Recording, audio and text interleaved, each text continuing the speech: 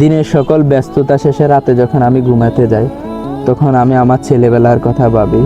আমি ভাবি আমি সেই ক্লাস 4-এর ছাত্রটি, সদ্য কোরআন খতম করে মুক্তব থেকে বের হয়েছি।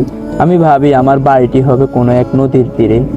আমি খুব ভোরে ঘুম থেকে উঠবো, ঘুম থেকে উঠে ফজরের নামাজ আদায় করব। নামাজ শেষে নদীর তীরে হাঁটতে যাব। নদীর তীরে কুয়াশায় আমার পা ভিজে যাবে। তখন পাখির কলকাকলিতে পরিবেশটা মুখরিত হয়ে উঠবে। মক্তবে ছাত্রছাত্রীরা সমস্বরে কোরআন মাজিদ তেলাওয়াত করবে। কৃষক তখন জুয়াল নিয়ে মাঠে হাল চাষ করতে যাবে।